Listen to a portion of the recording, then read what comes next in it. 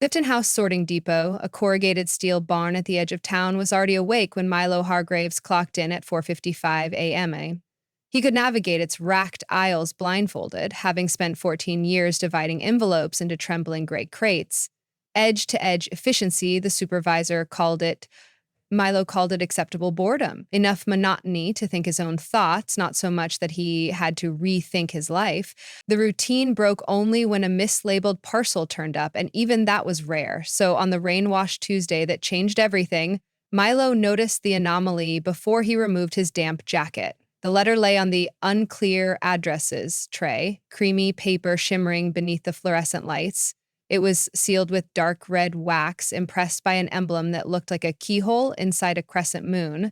The handwriting inky, deliberate read, to Miss Destiny Ward, C/O, the third floor, window 213 AME Nightingale Drive, east side, time of delivery specified on an envelope. Milo frowned. Nightingale Drive certainly existed. He'd delivered local utility bills there just last week, but a third floor window wasn't a legitimate address, and 213 AME was hardly within working hours. Another prank, he decided, until curiosity tugged harder. Beneath the recipient line sat something stranger. Route Dream Circuit, No 11. Carrier, authorized postal emissary.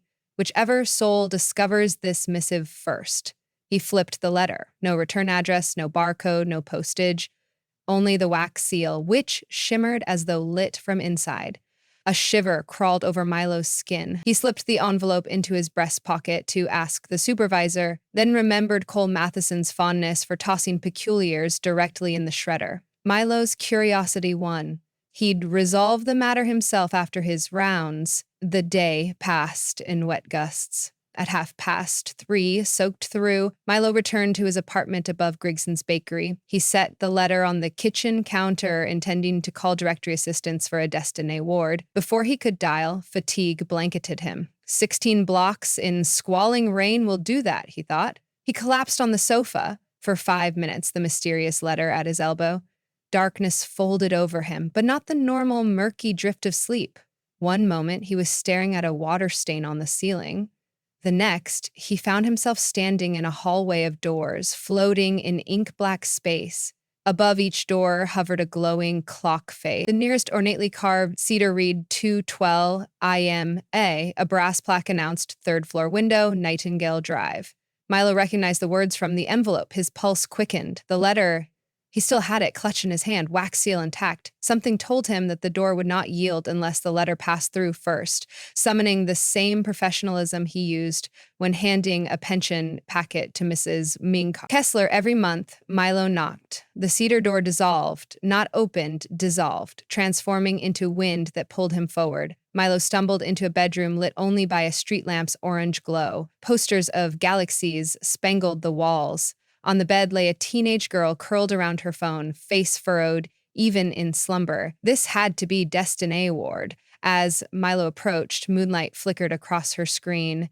An unread text chain labeled Scholarship Board finalists announced tomorrow. He dared not wake her. Instinct guided him. The letter must be delivered here, now. Milo set the envelope gently atop her phone. The wax seal blazed, then melted into motes of light. Words flowed off the paper, hovering above the girl like fireflies before sinking into her brow. Destiny's tense shoulders softened. She breathed a relieved sigh, as though someone had whispered the solution to a riddle. The empty envelope folded itself into an origami moth, fluttered once, and crumbled into nothing.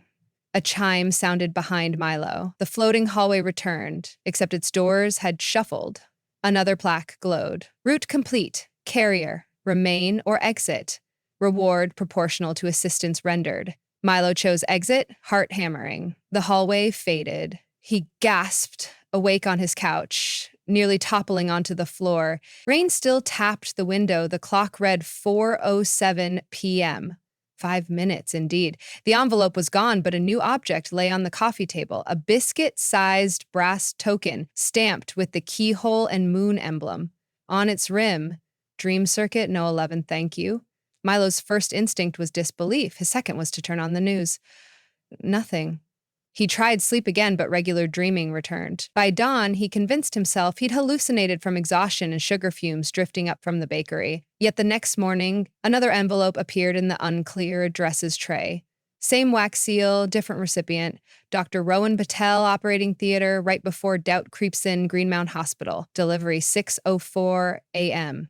This time, Milo didn't wait for fatigue. He locked himself in the broom closet, leaned against a stack of detergent boxes, and willed himself to nap. Almost as though the letter anesthetized him, he slid into the black hallway. He found Dr. Patel mid-surgery, though no colleagues were present, only gauzy silhouettes. The surgeon's brow gleamed with sweat. On a tray lay a prosthetic heart valve. Dr. Patel's gloved hand trembled before the incision. Milo stepped forward, envelope outstretched. It dissolved like the first, turning into lines of light that traced blueprints across the theater's tiles, assembling into a holographic demonstration. Dr. Patel watched, shoulders squaring, then made the first confident cut. Milo slipped out corridor, waiting. Again, he chose exit, waking in the closet after what his phone claimed were 2 minutes. Vapor curled from the envelope's ashes on the cement floor. Beside them rested another brass token. Milo pocketed it, trembling. 3 letters arrived the third day, 5 the next, each specified impossible addresses. Between the laugh and the second thought, last night of widowhood, the moment before the runaway train stops. Milo no longer doubted. He adopted a schedule. Sort mundane mail, slip away, deliver dream letters, return before anyone noticed. Word spread among residents that Mr. Hargreaves seemed healthier, almost luminous, despite pre-dawn shifts.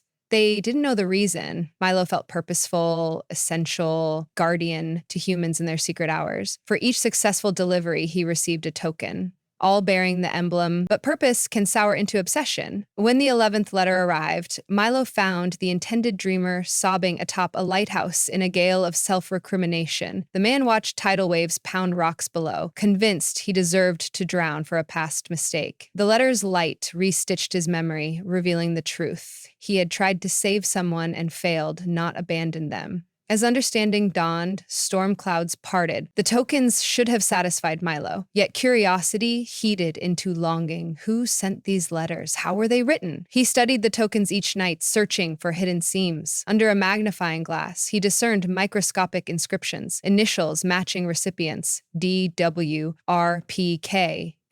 An arrow pointed inward. Was the center collecting gratitude? He imagined bags of tokens in an ethereal office, tallied like stamps. One morning, a letter appeared different from the rest. Black envelope, silver wax, addressed simply, Carrier Milo Hargreaves, your own sleepless hour.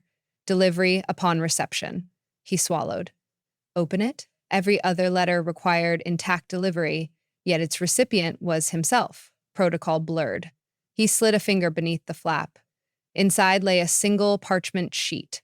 Dear Milo, long have you served without grievance. The time has come to decide whether you remain auxiliary or assume full stewardship. Full stewards deliver not occasional missives, but an eternity of them, guiding countless dreamers. Acceptance requires a door you may never exit.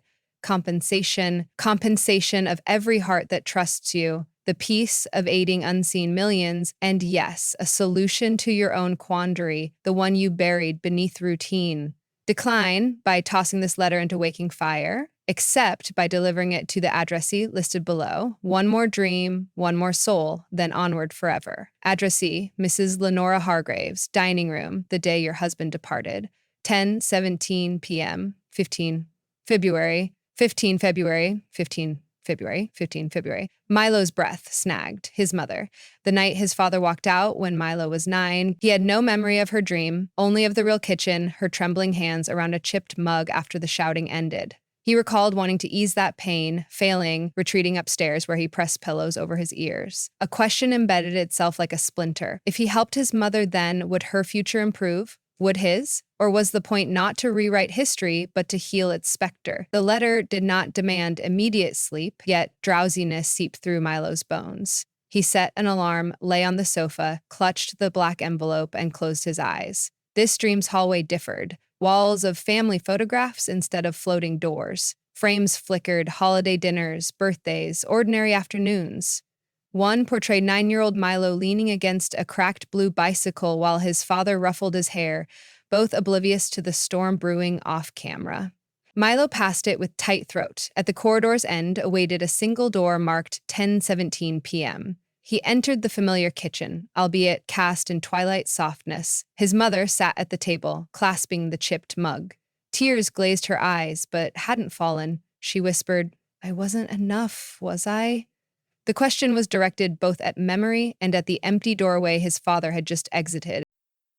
Milo placed the letter before her. She didn't see him, dreamers rarely noticed carriers, but the seal glimmered. Leonora inhaled sharply, as though catching a distant song. The envelope opened itself, releasing a hush that smelled of lavender and rain-clean air. Words unfurled into luminous threads winding around her. "You are more than enough. His leaving is his shadow, not your substance. Let love turn inward until it can flow outward again." Lenora's shoulders shook. Instead of sobs, a different sound emerged, laughter, small and astonished. She ran fingertips over the mug's crack, which sealed under her touch. Light blossomed, filling the kitchen. Milo felt warmth spread inside him, knitting around a lifelong ache he hadn't acknowledged. Fear of repeating his father's abandonment, the reason he never allowed relationships past cordial hellos. The warmth whispered, "You may stay, you may love, and you may one day leave, but you will not vanish as he did." When the light faded, the envelope folded into a moth. It fluttered to Milo's palm and hardened into a new token, silver instead of brass. Etched upon it, "Steward confirmed." A second line appeared as he watched, "But stewardship is a choice renewed daily." Milo expected the corridor's return, but instead found himself in a vast sorting room, more intricate than Clifton House. Conveyor belts of starlight carried letters to chutes labeled by emotion, regret, hesitation, unspoken admiration, creative block. Above him soared vaulted ceilings painted with shifting constellations. Figures bustled other carriers in uniforms of eras and cultures, some feathered, some robotic, some human like him. Each bore the keyhole moon insignia. A being emerged from shimmer, neither male nor female, nor entirely solid, composed of interlocking glyphs. This voice entered Milo's mind. "Welcome, Steward Hargraves. Your tenure begins. Letters will flow. Choose those whose weight you can bear. Remember, dreamers solve dilemmas, not you. You are catalyst, not carpenter." Milo asked the first question, aching in his chest. "What if I decline?" "Then you wake." The being said, "Tokens dissolve, memories blur, another finds the route. Your mother keeps her solace, for delivered letters remain, but you return to ordinary days, unaware of what you surrendered." He touched the silver token. The idea of forgetting those he'd aided stung worse than losing the role. Yet eternity. Conveyor belts never slowed. Need was inexhaustible. "What if I accept, but later cannot manage?" he asked. "Humans falter. You will not be punished for pausing. Stewardship is a choice renewed daily, as the token told you. Rest, and another will shoulder circuits until you return. The world does not lack messengers." The being's tone held gentle amusement. "We are volunteer service. Compensation is intangible but vast." Milo thought of Destiny's eased expression, Dr. Patel's sure incision, the lighthouse man's lifted guilt. He felt, again, the warmth he gave his mother but also received. Perhaps stewardship was less about heroism than reciprocity, the universe mailing letters back to itself through willing hands. He studied the belts. Envelopes gleamed like stars. One, near the edge, pulsed ruby red, urgent category. Its label read, "To Judo Herrera before she signs the resignation that will haunt her office 808. Crawford Building, delivery." Now, Milo reached but hesitated. If he picked it, that was tacit acceptance. The being waited, he breathed, recalling his own chipped mug moment, the fragile instant before despair cements. If a carrier had saved his mother sooner, nights of self-doubt might have shortened. How many Junos awaited such mercy? He picked up the letter. The sorting room rippled approval. A path of glowing footprints appeared, guiding him toward a door marked Circuit 19. Milo smiled at the brilliant nonsense of it all, tucked the letter inside his satchel, and stepped forward. He woke just long enough to scribble a resignation note to Clifton House. Immediately, position accepted elsewhere, and set 4 brass tokens and 1 silver on the nightstand as souvenir anchors to reality. Their edges sparked, humming like tuning forks. Then Milo Hargraves lay back, closed his eyes, and followed the footprints into someone else's midnight dilemma, choosing today at least to remain the postman of dreams.